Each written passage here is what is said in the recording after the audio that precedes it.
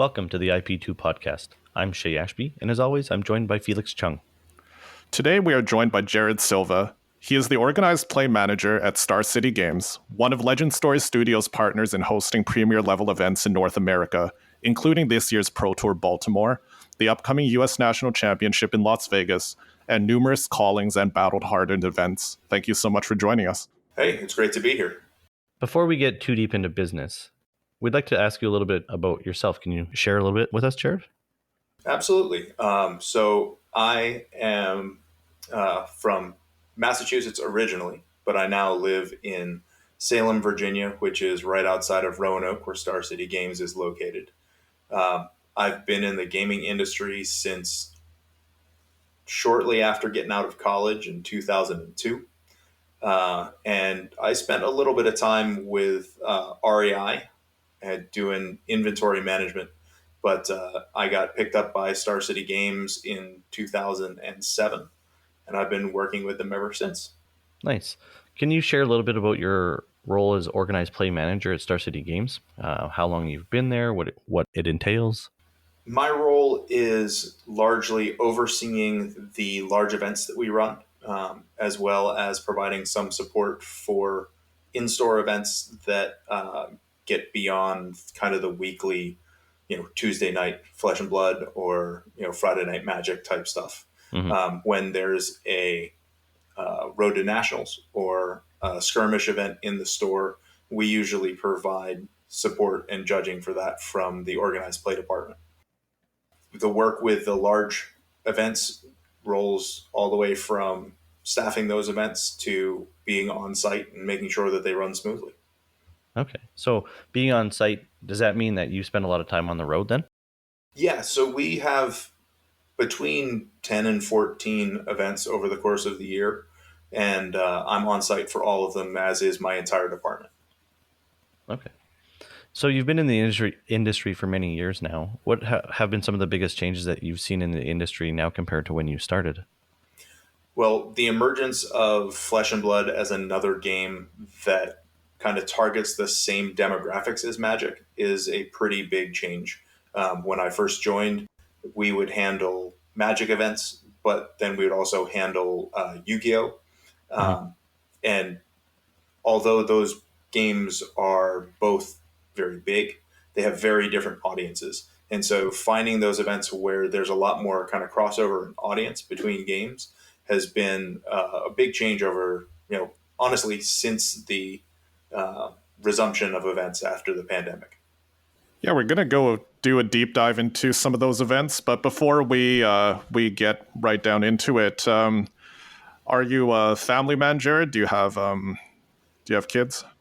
Yeah, I've got two kids, Liliana and Aurelia. They're 9 and 11. And so they're just getting ready to go back to school. They went to bed about half an hour ago. Yeah. And so hopefully they're not going to interrupt. But I share custody with my ex-wife. And so they go back and forth. And that allows me to do some of the travel that I do. Okay. Yeah, no, I was going to ask because you must be on the road quite a bit, just knowing how many events Star City Games does do in a year. Mm-hmm. And does that pose any particular challenges for you as a parent or someone trying to keep your family life together? So just kind of the basic logistics of it, most of our events are driving distance. And so we drive to them on Thursday and then back from them on Monday. And the way that we have our weekends arranged, it's set up so that I need to pick them up from school for Monday, which leads to a lot of early mornings for driving back from events. Well, thanks for that, Jared. So if you don't mind, tell me a little bit about SCG's event and tell us from the perspective of someone that's brand new, because both Shea and I, or at least speaking for myself, I'd actually never been to a TCG type of gaming festival or premier type event. Yeah. SCG Con events are what we generally run unless it is a specific LSS event. We ran the Pro Tour for LSS, and then we're running US Nationals. Both of those are Flesh and Blood exclusive events, but most of our events are SCG Con events, which include Magic as well as Flesh and Blood. And we'll have vendors, we'll have artists from the games, as well as just a whole host of events for the games. There's generally tentpole events, a battle hardened or a calling for Flesh and Blood, and then $20,000 or $10,000 events for Magic. But then a whole bunch of side events. We'll have the newest set sealed. We'll have Shapeshifter sealed. We'll have classic constructed events, blitz events. At some of the larger Flesh and Blood events, we also bring in Commoner or UPF to have kind of a real variety of side events Mhm. available to players. Those are generally scheduled, although we do have on-demand drafts. So if you get 8 players together, they are able to kind of jump in and draft whenever you have the 8 players. Oh, that sounds really great. So do you purposefully try to make it like such that someone that doesn't know too much about the game and just a little bit curious, when they walk in, there's something for them to do, even if they're realistically not interested in like the big tentpole events like the callings or battle hardens? For that, we lean pretty heavily on sealed. We don't have a learn to play setup, unfortunately. It just doesn't have as much demand at these types of events. In order to be interested in this type of event, you have to be a fairly invested player. Right. We do some learn to play stuff at the dedicated Flesh and Blood events because of the way that they choose to market those, and they try to kind of use them as more of outreach than SCG con events. SCG con events are generally for more invested players who are looking for a place to come and have a competitive or just kind of, hey, I can go and game all weekend type of outlet that you don't get at a local game store. Okay, no, that makes a lot of sense. And at this event, there's also other things to do though. Like you'll bring in other vendors and Mm-hmm. special guests as well, like artists and sometimes cosplayers. And I'm curious, when it comes to the LSS specific guests like artists, is that something that SCG brings in, or is that something that LSS will provide? So we work with a number of artists, and we work with a few cosplayers. But when we're working directly with LSS, they're generally the ones who are specifically choosing the artists to bring in, and the cosplayers that they want to contract to be at the event. They have a uh, they have a good picture of what characters they want to see cosplayed, and they can work directly with a cosplayer, provide them some support, Mhm. some advanced art assets that will allow them to design a costume. So that, let's say they're debuting a new character and they want someone to cosplay it, they'll contact somebody that they trust ahead of time and say, hey, we've got this character that's coming. We think you'd be a good fit to cosplay it. Are you interested in doing it? And then they'll work directly with them and say, hey, and then come to us and say, we're going to bring Tappy Toklas out to the event. She's going to be cosplaying as this character. And then usually, if you have a contracted cosplayer, they'll be part of the cosplay contest, and they'll be one of the judges. And Right. so it's a good way to kind of work it all together and have that contact between someone who is doing this professionally with the people who are coming out and really working really hard to put on a fun show, but not kind of at that level yet. And so it's a good way for people to get exposure to those professional cosplayers.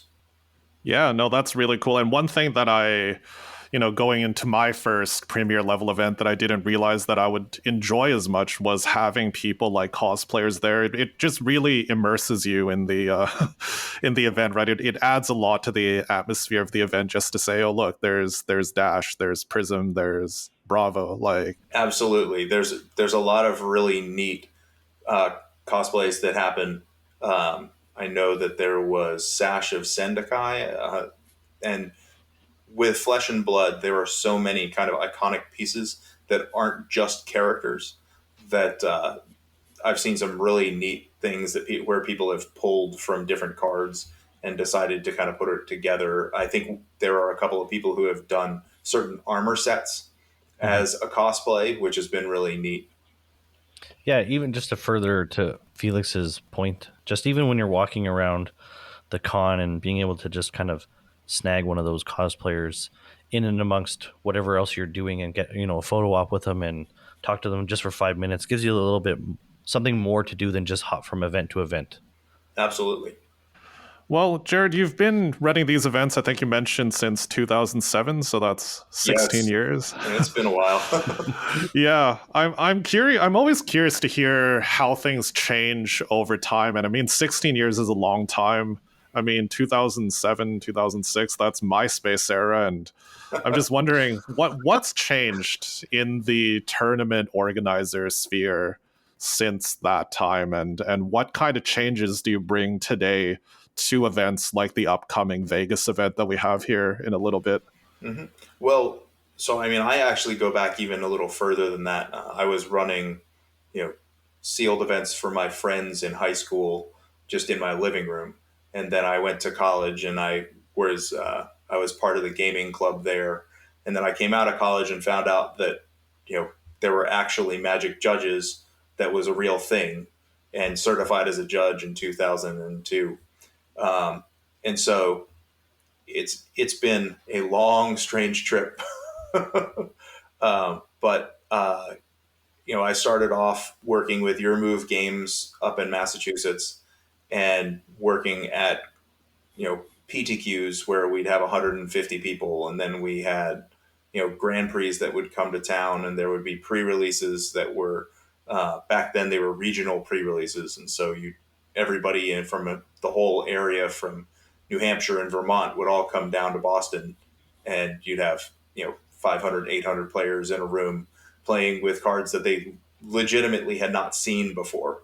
Um, the way that people found out about cards a lot of the time was actually just pulling them out of a pack, because the internet existed and there were some people who were starting to get onto it.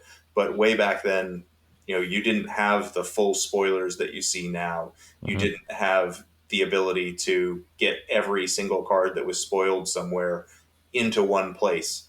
Um, you know, LSS does a really good job of releasing cards to kind of build anticipation and then kind of getting the whole set out there.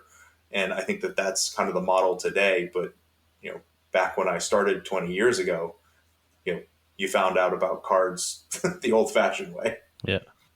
And so those events were fairly contained, fairly specific to areas, and even the big ones were not quite as big as some of them got over the years. When we were involved in running Magic the Gathering Grand Prix, we had some events that were 4,000 people, and Wow. so there was a time when things got much larger, and then it kind of shrank back down a little bit, and um, the main events for Magic got a bit smaller, and it became more about the stuff that was around them, and you shifted from being very much a tournament to more of an event. And Right. so it was more about the cosplayers and more about the side events that you had available, and more about, for Magic, Commander became a really big thing. And then, you know, there started to be more conventions with multiple games at them. And then for us, that became a kind of a major real thing when we came out of the pandemic, and we incorporated Flesh and Blood on a consistent basis into SEGCon events. And, another thing that has changed pretty significantly is Judge Comp. When I first was judging, it was, here's a box. And now it's a contracted position. It's not just, oh, do you want to help out next month? Okay, great. And then at the end of the event, here's some product. It's, okay, I'm going to apply for this event. I'm going to get selected. Once I'm selected, I'm going to receive a contract that I have to sign, and then I'm going to have to do all of these different things. And so that has shifted significantly over time. The other piece that I think is probably the biggest change is the scorekeeping software. Way back, there was DCI Reporter.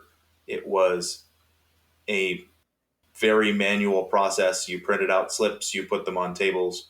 The people would fill them out and bring them back up to the scorekeeper, and the scorekeeper would manually enter all of those results. that meant that it was not very scalable unless you had somebody who was really, really high level. There were probably 5 to 10 scorekeepers in the world who could handle a Grand Prix. And so when those events got really big, one of the limiting factors was just the quality of scorekeeper that you could bring in. Now, LSS has been entirely online with GEM from the beginning. And that doesn't mean that you don't need somebody who understands the software, but that person is there to fix problems that come up, not to be the brute force entry system that they used to be. So the skill set that you need is different, and it's more, can you fix this big problem rather than can you enter all of these results in an accurate fashion? Because there were some people who could go fast, but they'd get things wrong. And when you get things wrong, it just causes all kinds of problems downstream. And so now it's much more about, do you understand how to kind of get through the flow of the event? Okay, we've got all of the results in, or we need to identify the tables that are missing. And how do you take that and turn around, get all of your results pulled in, and then push the pairings out to the players, identify any sort of problems you need to fix, and fix them so that things can keep rolling on smoothly. But that middle of the round, enter all of these results, has actually just disappeared. Mm-hmm. And that's happened for Magic because they've shifted to Event Link. And for our larger events, we use Melee. And then LSS never had a paper pairings, paper slips software at any point. It's all been online with GEM. Wow, thank you for that. Just a little further question to it. If there is something like a misreport, how does that get fixed in between rounds? Like, are players notified? I would imagine sometimes maybe both players say they won, and that's easy to identify. But is there any other things that might come up that where you have to like find players and resolve issues, or how do you guys go about anything that might stand out as wrong? So the major scorekeeping things are, the most common is people didn't report their match. Right. And so you just have a match where neither of the players entered it through GEM, and you have to kind of find those players and get a result. It's much less common for someone to dispute a match. Either player reporting it is usually sufficient. But if it's reported and someone goes to report and sees that it was reported differently than they think it happened, they can come up to us. They come up to the scorekeeper, and from the back end, we can go in and we can change things. Right. Generally, when that happens, what I want to do is get the other player up there so that we can confirm. Right. We don't want to have a situation where we just fix it off of one player's say so, and then the other player comes up later and is like, "Hey, I won. What's going on?" Although that's not particularly difficult to start figuring out, because if you tell me that you won and then your opponent comes up and tells me that they won, okay, so I get the head judge and it's time for them to talk to people and figure this out. But you can have that happen before you even get to the point at the end of the round where someone goes to report and sees that it was reported by the other player backwards. Or you can have it once you get to the next round where a player comes up and says, "Hey, my points are wrong." Every once in a great while, you'll have that happen a couple of rounds down the road. And that's generally a place where we can't fix it. It's the butterfly flaps its wings. We can fix it right after that happens. But when you're 2 or 3 rounds down the road and you've had completely different pairings than you would have had, a lot of times we'll choose to just leave it as is unless there was some mistake that was made by our staff. And generally at this point, it's not, when it was paper result slips and you filled it out correctly and then our scorekeeper entered it wrong, that's something that I'll go back and I'll fix. Yeah. If it's, you entered it wrong on the software, that's not on us. Right. Okay, thanks. Moving on. So obviously SEG has been supporting Magic for a long time. How did supporting Flesh and Blood in the capacity that you guys do now come along? Well, so there's kind of two pieces. One is that we got involved with Flesh and Blood as a retailer pretty early on. Yeah. And so we were involved in a lot of the early stuff and making sealed product available in the US. And so we were kind of a natural person for them to reach out to because of our history of hosting premier level events with Wizards of the Coast. And so we got a chance to pick up with them, especially after Channel Fireball kind of stopped being involved with events and then Mm, sold to TCG Player, and kind of dismantled the events side of their operation. right. Um, we were kind of in a natural position to kind of pick up and run with the ball from there. LSS has worked with a number of different organizers, and I think probably will continue to try and have multiple organizers available to them. We've mostly been focused on the East Coast, but obviously we're running in Las Vegas. We have the ability to run across country, but especially with SCG cons, we've decided that driving radius is generally correct Right. for Yeah. us. Um, but you know, depending on what LSS wants to do, we may wind up doing more events out towards the West Coast. Okay, cool. Have you run events for other games before outside of like Magic before you picked up Flesh and Blood? So we're actually going to be handling the Universe's National Championships in Dallas at our SCG Con event. So that event is going to have Magic events. It's going to have a calling for Flesh and Blood, and then it's also going to have the Universe's National Championships. And so that's going to be an exciting and crowded event. Yeah. Um, we have handled some stuff with SoulForge, with Ascension. We actually did some work with them doing, I believe it was a national championship as well. So we've worked with some other organizers and some other games of different types. And it's really something that can fit into the SCG Con model where we work with, you know, we pull you in for an event or you come in as this piece or at this other event, and it doesn't have to be every single time. If we have something that's as successful as Flesh and Blood, then that's something that we're going to pick up and just kind of keep running with. Okay, cool.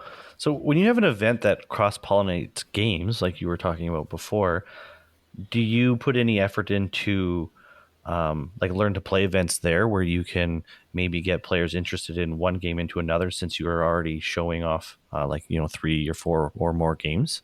We've done some of that. That's usually up to the company. Okay. When we did SoulForge came and was heavily involved as a learn to play with a couple of events over the course of the weekend. Universes has talked about having a learn to play event when we're there in Dallas, and yes, when it's a game that is kind of coming into the space and wants to catch attention, I think that that's where your uh, ideally you want to have learn to play so that people can come in and pick it up.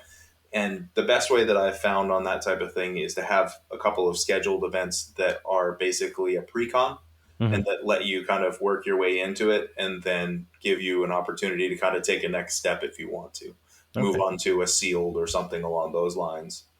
Going back to the sort of, I guess, Flesh and Blood specific Mhm. and running events, was it easy to just start running events because you're so experienced with Magic, or was it something that was completely different because of the way LSS wants to handle events?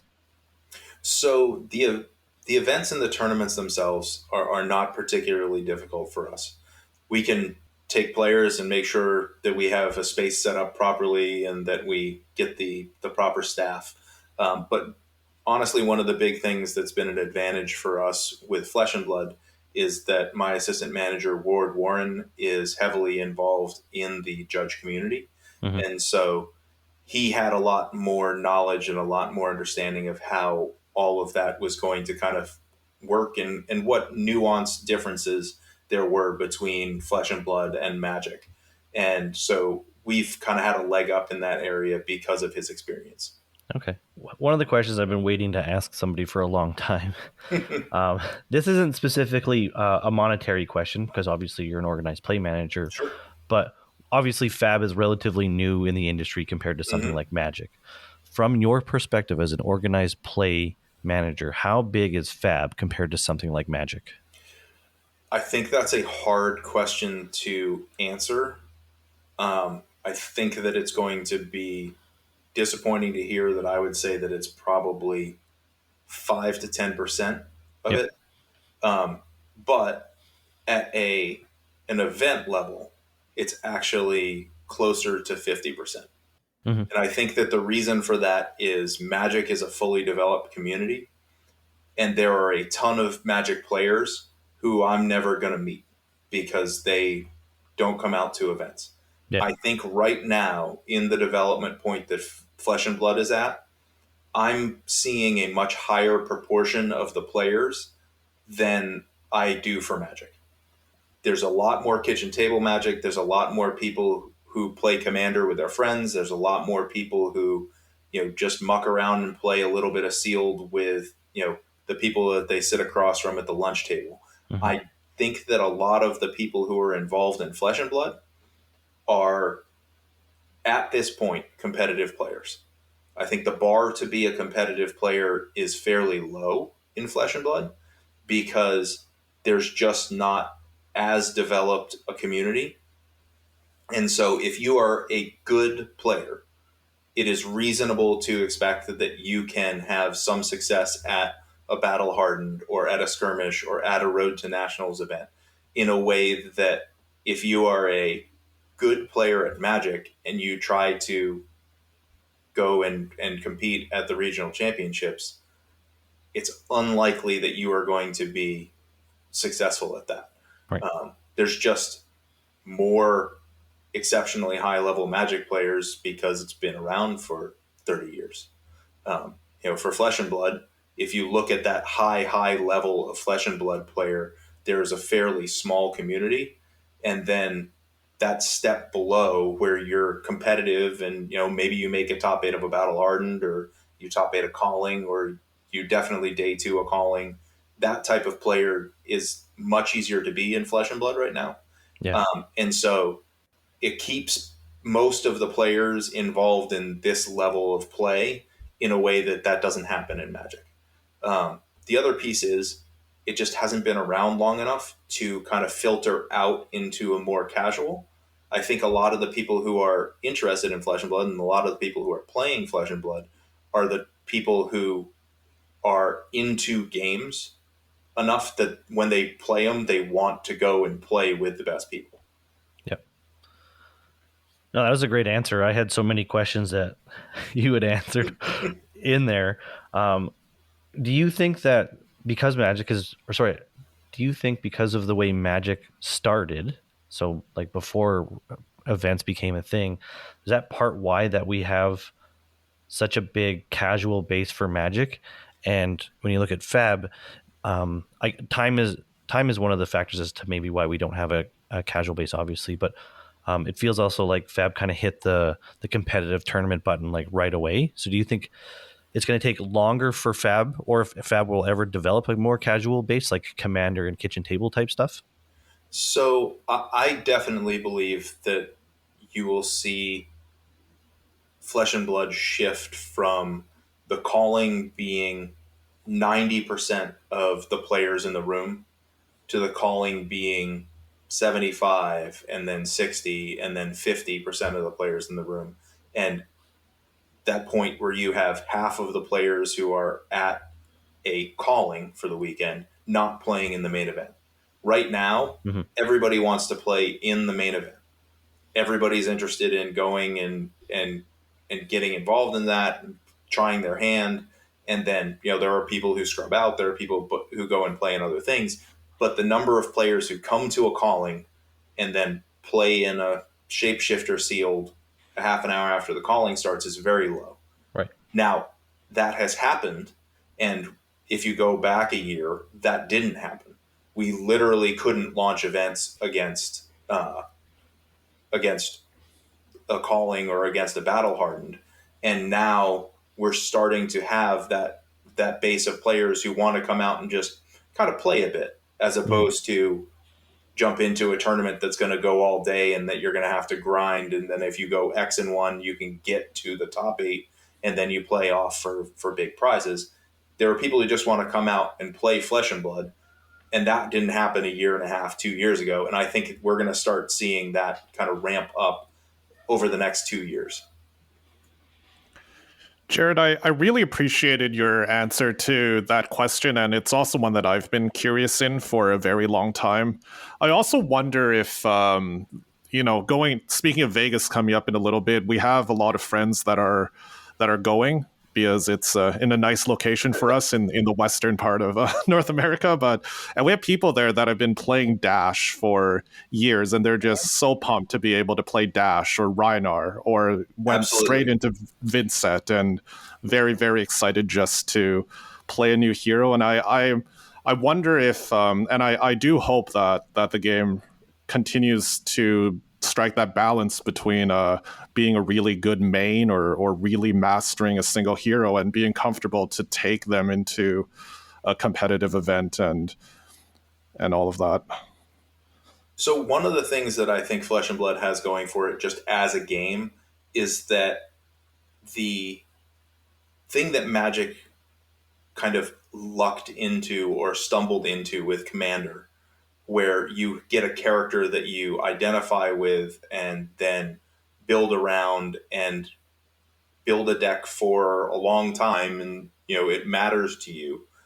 Flesh and Blood has that as a core mechanic, and at the heart of the game are the characters. And one of the things that I think you're going to see is that there will be, and you've already identified it, there's Dash players, and there are Viserai players, and there are Bolton players, and there are going to be people who hold on to characters for a long time.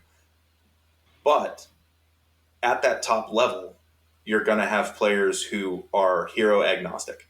Mm-hmm. And so when it gets to the point that at a calling, you have to be hero agnostic to expect to be competing for the event, that's when you're going to start to see the player who just wants to go and play their deck get shifted to side events. That's when you see that my way to play and to engage with the game is no longer compatible with the main event. And that's okay. That's good. That's a sign of a healthy game. Once you have different ways to play it, and once the players get past the I have to go and play in the big thing, that's going to be a big step for Flesh and Blood to take. And we're not quite there, but I think that it's on the horizon. Yeah, that's a really good point, Jared. And I am curious how quickly we're getting there, or if, and maybe this is really naive on my part, part of me wonders if we're going to get there, because Flesh and Blood doesn't have a lot of the centralizing forces that Magic does, like all the online play that forces the entire world to, or not forces, but it allows people across the entire world to converge on the optimal meta pretty quickly. Mm-hmm. And maybe it's just also the fact that there's so many very good players, like you identified, that are working since every card is spoiled to solve that meta. But Flesh and Blood, and maybe this is just because the game is small, seems to be really regional as well. I mean, we were just watching a PTI event in Hong Kong, and the way that they play is much different, you can tell, than the way that maybe North American players play or European players. And maybe that just has to do with, maybe one of those metas is less optimal than the others, and given enough time and practice, they would converge, but maybe not. There are different time frames in Magic, and one of the big ones is when the Japanese players really burst onto the scene. And so there have always been pockets in Magic in terms of the way that they played. And honestly, just going around the US, I could tell you, okay, we're going to Dallas, there's going to be a whole bunch of burn. We're going to the Midwest, I expect to see a lot more black-green.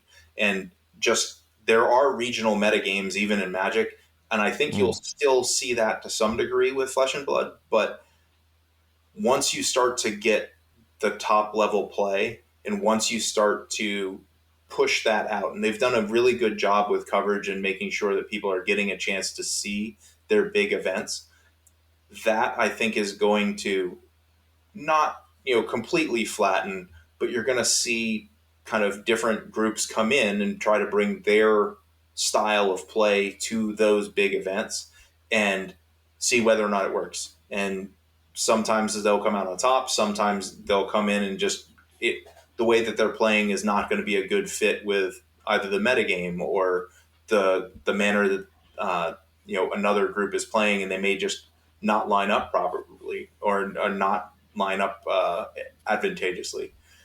But I think that you'll see things flatten a little bit, but you're never going to lose those regional kind of focuses and those regional variations.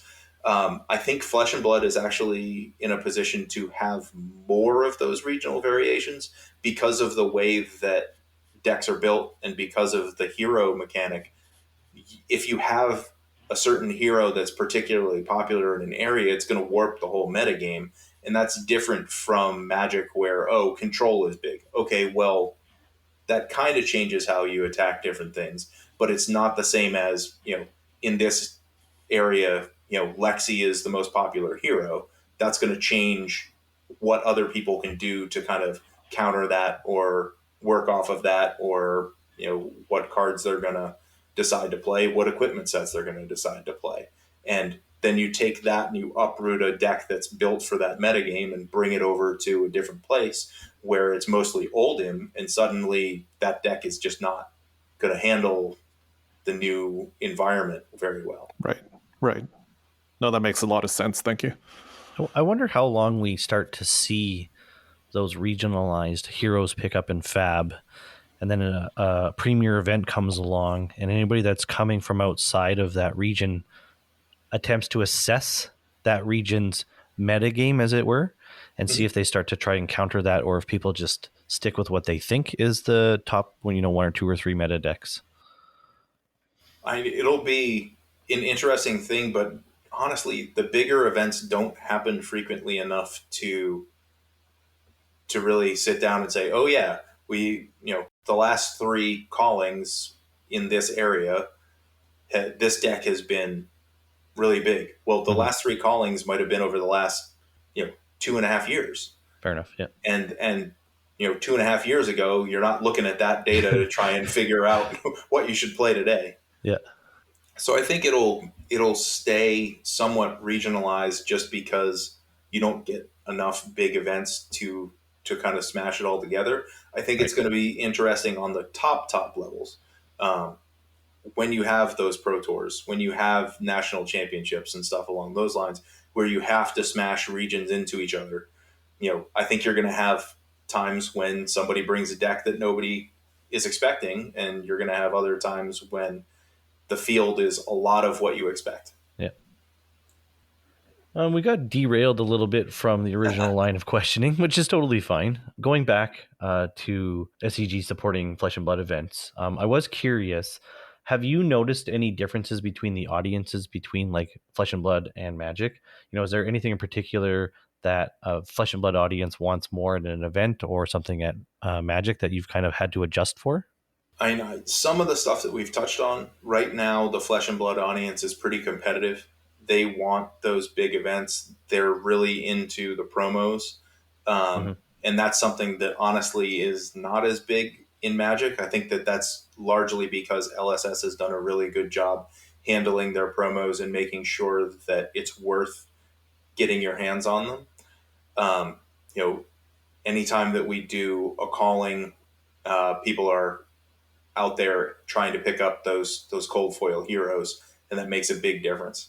For Magic events, I think that, again, we just have a bigger side events group. There are a lot more people who come out and want to play Two-Headed Giant than there are that want to come out and play Ultimate Pit Fighter. And, that's just kind of where the games are right now. But in terms of the main event, like I said, we're pulling 90% of the players who are coming out for Flesh and Blood want to play in the Battle Hardened. They want to play in the PTI. And, they're chasing the qualifications and the gold foil promos. They're, again, it's just a different feel from the Magic events that we run are straight cash tournaments. Right.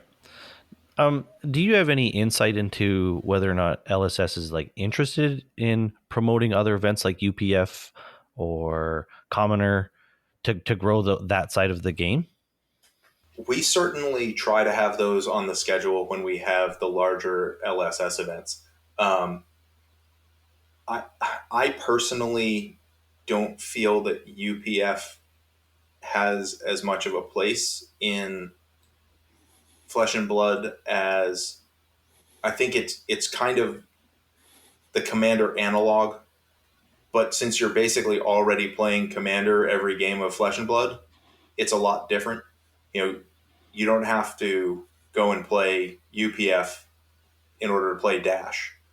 And so maybe it kind of picks up and it hooks on, but I think that it doesn't fill the niche the way that the Commander does with Magic. Commoner, I think, has a pretty good hold. It was already putting up numbers kind of in line with Blitz when we've run it at previous events, and I think it's going to be a format that kind of holds up and keeps building. I think it's a real good fit for more casual play. So as a non-Commander player, I don't know if you already answered this. Hmm. You had mentioned that we're already playing UPF or sorry, Commander analog. Can you like enlighten me or even any listeners that aren't familiar with like the Commander side of Magic? I'm not going to pretend that I am a Commander aficionado, but the main thing about Commander is that you choose a character and then you build a deck around that character. And so you're basically already doing that with every single game of Flesh and Blood. You have a character that you've built your deck around. And so that's the big hook for Commander. And for Flesh and Blood, you kind of already have that in regular games. Okay. I wasn't sure if there was more to it than just that aspect. So thank you very much. For me, that's one of the big things that I see is, in Flesh and Blood, I'm a Dash player. In Commander, I play, I don't know, Teferi because I'm a terrible person. Okay. I assume Teferi is the Oldham of Magic. In which case it stops everybody from doing things. It's perfect. We're the same. That's awesome. No, and I've been chuckling to myself a little bit for the last few minutes because I had mentioned that Flesh and Blood was my first TCG in a long time, and because it was my first, and I know people are ravenous for promos and cold foils, I thought that was every TCG that loved it because even when I went to Indianapolis as the judge, I was like a DoorDash driver in between shifts. Like I'm like taking orders, taking pictures of the prize wall, like of the artist. Like, do you want this? Do you want that? Like, promos are definitely a big thing in just about every game. I just think that LSS has done a really good job of maintaining their value. A lot of times, games will either not use them enough, or they will overuse them and push out a ton of a promo to the point where it's just not worth anything. When we ran Grand Prix, they would give out the same promotional Grand Prix foil for the entire year, which would mean that there would be probably 20,000 of them in circulation. Wow. Whereas you give out a cold foil hero for one event and there's 350 of them or 600 of them or something along those lines, and they only went out in one geographical location, you've created a scarcity both in actual number and in terms of where they were distributed. Grand Prix foils would go out across the world. When there was one in Sydney, Australia, or there was one in, New Jersey and then one in LA. And that meant that at the start of the year, when they first handed them out, they'd be going for, $50, $60, $75. And by the end of the year, they'd be going for $3. And, that just doesn't make a whole lot of sense in terms of being effective use. And so I've really admired how LSS has managed their promos. Got it. Well, we have some pretty big collectors up here, and yeah, it's I know it's hard to resist a lot of those. That's awesome. So we'll move on to our next question here, and I am curious what happens, or if you could give a little bit of insight about what happens behind the scenes to support all of these events, from the planning stage all the way up to execution and running the event. I guess my first question would be just how many people are involved within SCG to make these events run? Sure. So my boss, John Suarez, the general manager, is in charge of, kind of overseeing everything that goes into the event. I handle the tournament side of things, but he's also involved in our our vendor booth, as well as coordinating with LSS around contracting the people for coverage, or working with the people that we're sending to assist with that. When we did the pro tour, that was entirely our team, kind of behind the computers, and then contractors like Brian Gottlieb and Tannen Grace doing commentary. Um, so he's involved in kind of overseeing the whole piece. I'm in charge of the tournament side of things, along with my assistant manager, Ward Warren, who I mentioned earlier. Um, John and I also work with Amanda Rose Sweeney, who does logistics and booking and handles a lot of the work directly with the convention centers, as well as any sort of hotels that we need, and all of that. Gail Senador works with us on the prize wall, and so um, she's the point person for making sure that all of the cool stuff is out there, so that when players play inside events, they get their prize wall tickets, they come up and they can get all sorts of neat stuff. And then the rest of my OP team, John Vorderbruggen, Micah Miller, and Ash White, help with all of the preparation for the event, and then set up, tear down, and everything in between, making sure that players get into their events, that the events are score kept, and all of that. And then, outside of my department, we bring a vendor booth to every show, and then there's also just in office support for making sure that all of the cards get to the vendor booth, and all of the orders that are made online get sent to the event. Mm-hmm. There's a ton of people who are there helping out with that from start to finish. Oh, got it. So it sounds like your direct team is around 7 or 8 people. Yep. Big, yeah. That seems like a pretty small team for, I mean, in the thick of it, you're running an event like an SCG con or a smaller event like every other week almost for So some of it. we run about one a month. Mm, Now, that said, in 2 weeks, we're going to be in Vegas, and then the week after, we're going to be in Columbus. And yeah, so every once in a while, something like that happens. But got it. most of the time, we're about one per month, and it varies from about 3 weeks in between to 6 weeks in between, depending on how the schedule kind of falls out. After Columbus, we have Dallas in October, and that's about a 6 week gap. And then we Okay. have Pittsburgh in November, which is a 3 week gap. And then we don't have anything in December. I don't know Okay. what's going on in 2024 yet, but I expect to be about that same cadence, where we're about one per month. Um, Okay. Now, that said, a lot of my team does other events, and so they are they are running a bit more than that. And a few years ago, we ran many more events. We ran about 30 events a year, where we were Wow. legitimately doing every other event, every other weekend, and just kind of in and out, in and out, in and out. But at that point, I had a much larger team, and we would send basically Team A and Team B, Team A and Team B. And now my entire team goes to all of the events. Was there anything that spurred that drop off in events? So we shifted the way that we handled the SCG tour.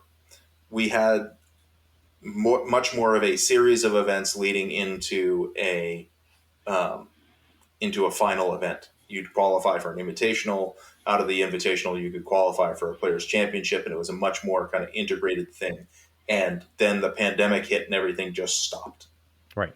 we had shifted away from some of the stuff that we were doing because we started running not just our big events, but also some slightly smaller events that would be 1 day 5Ks that were a little bit closer to the office, where we would drive out on Friday, run the event on Saturday, and then drive back on Sunday.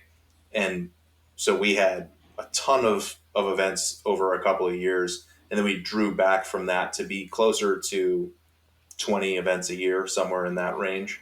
But they would all be the bigger full weekend events. Hmm. But when the pandemic hit, obviously all of the in-person play stopped. Yep.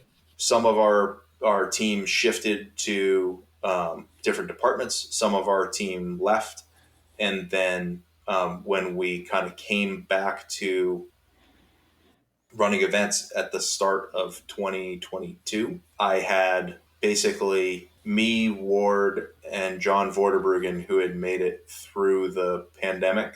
And then we picked up Micah, and Gail was working with the prize wall, but the prize wall was working with the vendor booth rather than directly with organized play. Right. And so we started off with just the four of us running stuff.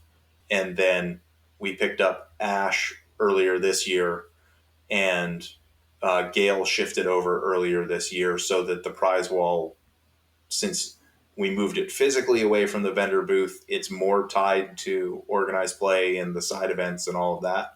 And so we brought it over into my department.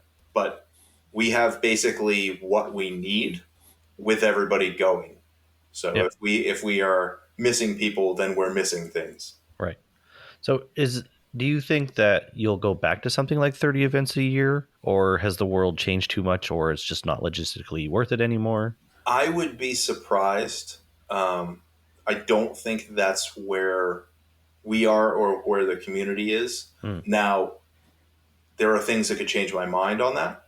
But right now, the competitive Magic scene has not returned to where it was pre-pandemic. Right. The first couple of events back, it was really robust, and then it fell off pretty quickly. We have not had a series where it kind of carries over and gets people engaged for an extended period of time. We've Right. been doing just standalone events, and I don't think that's bad, but it's different. And so there's not quite as many players coming out for the main event. There's honestly more players coming out for the side events that we've had. One of the things that's happened is that since the pandemic, we've actually been able to pick up and do pre-release events at SCG cons. Okay. And that's been kind of a boon and kind of driven side events. But I wouldn't expect us to jump up too much in terms of the number of events that we're running. We're also running full 3-day events when before the pandemic. I think we started doing that some of the time, but we were mostly running Friday, Saturday. Right. Yeah. Saturday, Sunday events without the Friday. Okay, cool. Thank you. So, how far in advance do you typically need to start planning something like an SCG con or anything like that? We're usually planning SCG cons about 6 to 9 months out. And a lot of that is about just getting in touch with venues that we know can host. Once you are looking at 50, 60,000 square foot rooms, you're cutting down the number of places that you can go pretty quickly. And so you need to make sure that it's an area where they have the space and also where you want to be. It's got to be an area that functions for bringing 1,000, 1,500 people into that space and being able to have them get out to food, get out to have places to stay, and that cuts out some other places as well. So we have kind of the list of places that we're comfortable going, and we're always in contact with them to figure out when they are available. And then we try and fit things in and create a schedule that moves around and gets to areas that we haven't been to in a while and stuff like that. Okay, no, that's really interesting. And you mentioned before that that Vegas was something that was a little bit out of the norm for SCG, just being a little bit further away from driving distance Yeah. for you. Was that something that LSS asked for, like to be on the other side of North America, or did SCG think it would be a cool thing to do, or can you shed some light No, into that? in that case, it was LSS was ready to have the event in Las Vegas, and so that's where Mm, they wanted to have it, and so that's where we are hosting it. When we work with LSS for Flesh and Blood exclusive events, they have a lot more say on where we go to. They may say, "Hey, I want to be on this weekend," or "I want to be in this place." Um, you can generally do one or the other. You don't get to say, "I want to be in this place on this weekend." Well, that's great, except if the convention center is booked for something else, then we probably can't do that. You can say, "I want to be in this area. We'd like to be in the Northeast on this weekend," and we can go and look and try and find one of the 5 or 6 venues in that area that we can make work. But it's not as simple as saying, "Oh, we'd like to run a pro tour in Atlanta on September 10th next year." right. Okay, but if none of the Atlanta venues have a space on that weekend, then I can't do it. Yeah. Right. So is it primarily driven by LSS where they want an event held, or is it a conversation back and forth with you? And further to that, does the size of the event, so if it's a battle hardened versus a pro tour, does that make a difference in the conversation? So for the battle hardened events that are happening at SCG cons, that's pretty much all in our court. We get to decide where we're running our SCG cons, and LSS has basically said to us, when you're running SCG cons, you can run a battle hardened and you can run a PTI. Okay. Now we confirm all of that once we have a schedule and we make sure that things are okay. If they came back to us and said, "Hey, we really don't want to run in this area," then they could just say, "Hey, we don't want to do that." Um, but in general, we've worked with them and they know if we're running an SCG con, we'd like to run those events for them. Right. When they are working with us for something like US Nationals or a pro tour, then there's a lot more back and forth as to, "Hey, we really want to have it on this weekend, or we really want to have it in this area. What options do you have?" And we go out and we work with the venues to come back and say, "Hey, we can do this or we can do that, and which one of these works for you?" That's really interesting. Logistically, going to Vegas, does that just mean the trucks have to drive a little bit further, or are there any other curveballs or complications that poses? Well, the other big thing is that our staff has to fly. Mm, Usually for almost every show, except it's going to be Vegas, and then we've got Dallas in October. And so for both of those, where our staff is getting onto a plane, but in general, we get into cars and vans and drive to the events. We'll got it. drive anywhere up to 12 hours to get to an event, but most of ours are in that 6 to 8 hour range. Indianapolis is about 8. We're going to be going to Columbus. That's about 6 to 6.5 from Roanoke. Roanoke's surprisingly centrally located. We'll go up to New Jersey. That was like just over 8 hours to get up there. Baltimore is about 4.5. Philadelphia's about 6. So Okay, no, that's really interesting. You alluded to this a little bit earlier when we were talking about all the different events and the way things were pre-pandemic. And as the organized play manager for SCG now, I'm wondering, what's the in-person TCG and tournament scene like for you in 2023 today? Is it a scary place to be? Do you have any concerns about the long-term viability of the business, or have there been good signs with things like Flesh and Blood showing that there is still an appetite for competitive in-person play? I think that we're in a pretty good place where what I would like to see is a little bit of recovery for Magic competitive play. I'm really happy and excited for what's going to happen with Flesh and Blood play. It's continued to grow. It's continued to be a bright spot and just, kind of step up, step up, step up. And I'm really excited to see it kind of snowball into the side events being something as well as the main event. I think that we first started to see that at US Nationals last year in Charlotte, where we started US Nationals and then immediately had a 100-player event uh, just running basically alongside it. And so Mm-hmm. I think that it's still going to take a little bit for that to happen alongside a calling where it's an open entry event. I think that part of it was you had a bunch of people who came out and tried to last chance qualify and then didn't and wanted to play. And so that's something that I think is going to be exciting, is that there's going to be more of that expansion outside of just the calling, outside of just the battle hardened. And, with those continuing to grow and continuing to build numbers, I think that that's going to be exciting. The magic numbers have not been what I want them to be, but I also think that magic organized play has been recovering and kind of getting its feet over the past year and a half. And so hopefully with a little bit more stability, you'll start to see where different pieces fit in, and you'll start to see players understand that more and decide what they want to go and play. Okay. No, that's really interesting. I am also curious, do you have any concerns about more and more digital play?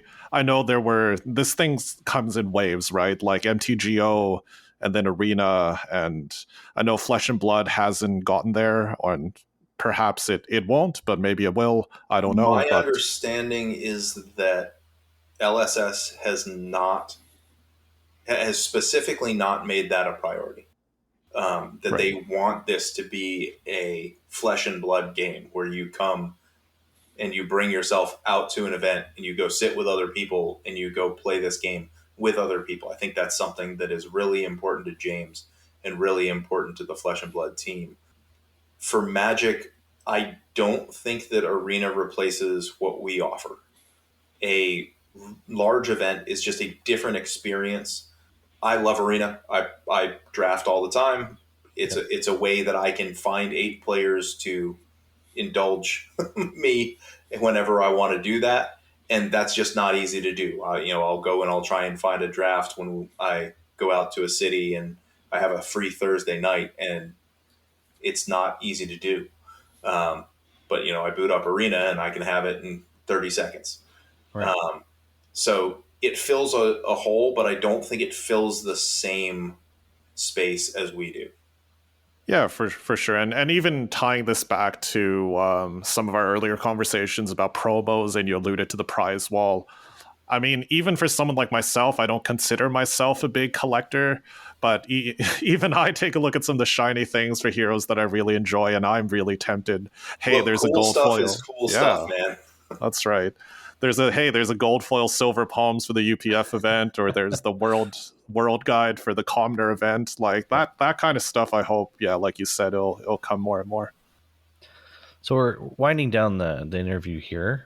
Just a couple more questions for you. Sure. When it comes to events, in your eyes as the organized play manager, what makes an event successful to you? So there's kind of two different things, and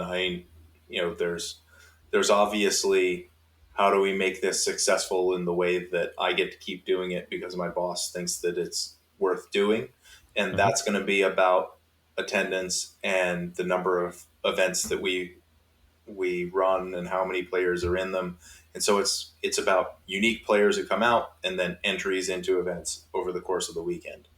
But in terms of at an event, what makes it feel successful for me is making sure that players are having a good time, making sure that we're doing as much as we can to get the barriers to playing at a large event out of the way.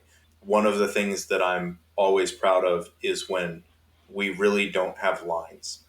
There are times when we'll have, 5 people in line and then that's it, and we'll clear that out. But Yep. the times that I feel like we're kind of letting the players down is when I look out and there's 40, 50 people in line, and we've been doing a real good job at not having that happen.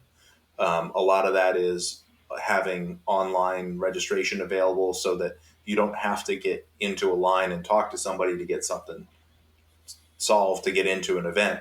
You can just sign up and then come and play. And so, as much as possible, we want to have that be an option and just have the people who need something special or need to pay in cash. If we can narrow the number of people who need to talk to us, then we're killing those lines before they exist. And then just we have some great staff that work with us on stage, and they're able to move through people really quickly and make sure that they're helping them out, that they're getting them move through fast and getting them out to play Flesh and Blood, to play Magic, to have fun rather than engage with us to try and figure out how to have fun. Yeah, that makes a lot of sense. I think it's what people want to hear, that ease of access and simplicity is really what people want. And obviously, yeah, you want to get them playing in whatever events that they want to as soon as possible, and skipping the dreaded lines and whatever goes along with that. So has SCG picking up FAB been successful when it comes to events for you guys? And Absolutely. however you want to measure that. Yeah, I think that it's been very successful. Anytime that I can pick something up and then be consistently getting 100 players every weekend, that's a big thing.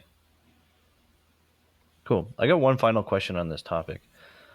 Is there anything that the FAB community can do to help the ongoing success of premier level events? I come out. It's really quite simple. If you are interested in these events happening, then come out and basically help the event put up the numbers that are going to make us want to do it again.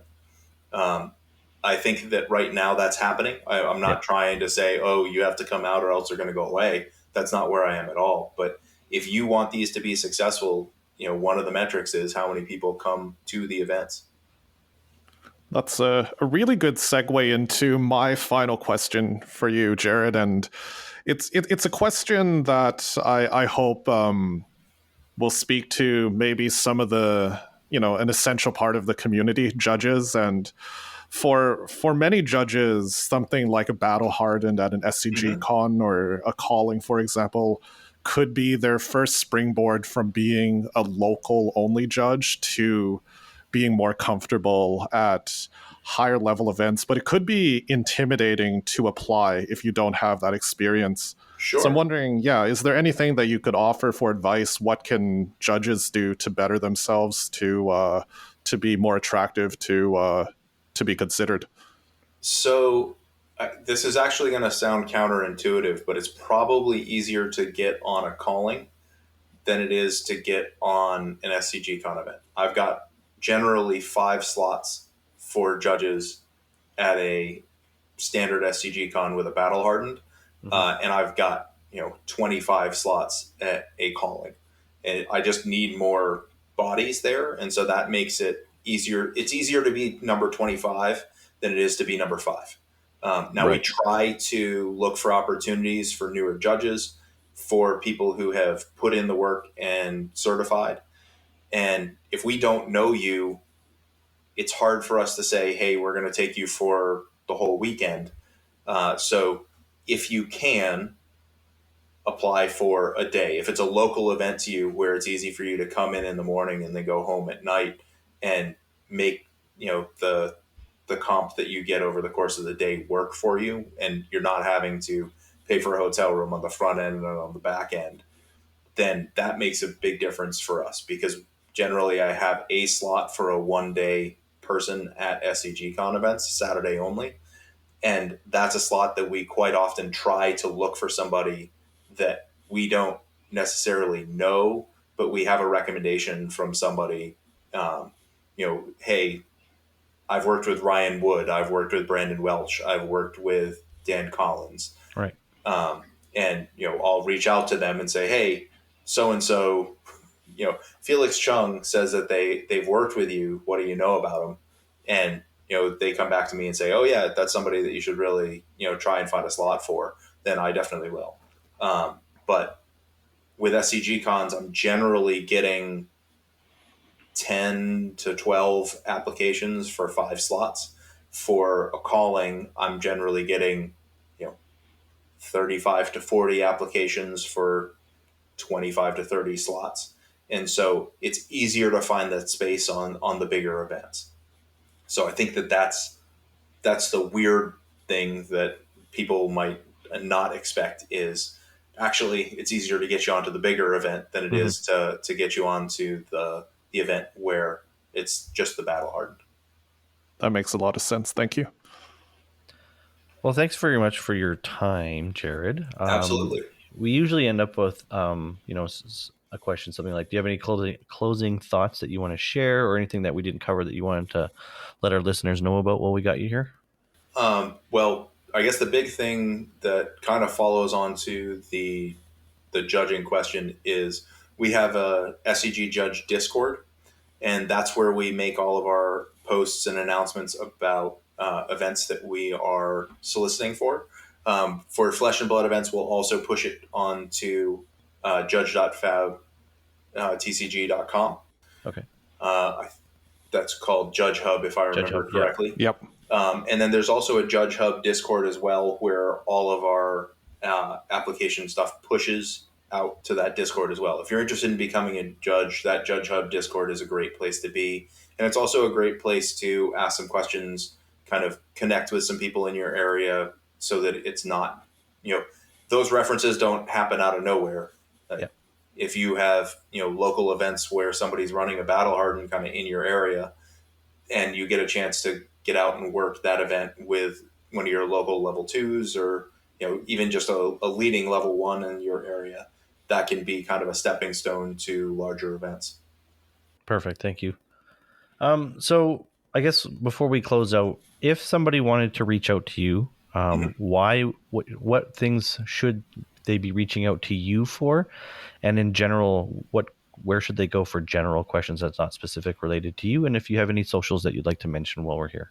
If you've got general questions for around any Star City Games events, the email is organizedplay@starcitygames.com.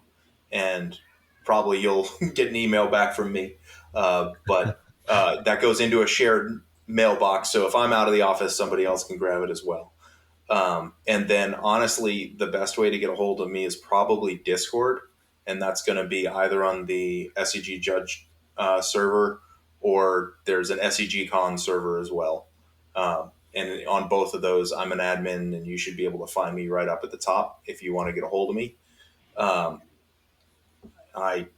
technically have Twitter. It's at Jared Sylva, but I don't tweet Fair. or whatever. Yeah, I don't think anyone Elon's tweets anymore. calling it now. Yeah. So I haven't picked up Threads or anything along those lines. Discord's really the way that I reach out. I guess I'm technically on Facebook too. But yeah, I'm not that hard to find, but I just don't do much. I deleted Twitter from my phone, so Yeah, that's fair. Good for you. I think I technically can still get to it. No. Well, thank you so much for your time here, Jared. It was really great Absolutely. speaking to you. And you can find us at YouTube at IP2 Podcast, on Twitter, IP2 Podcast, and on Mastodon, IP2 Podcast at wraith.social. Thank you.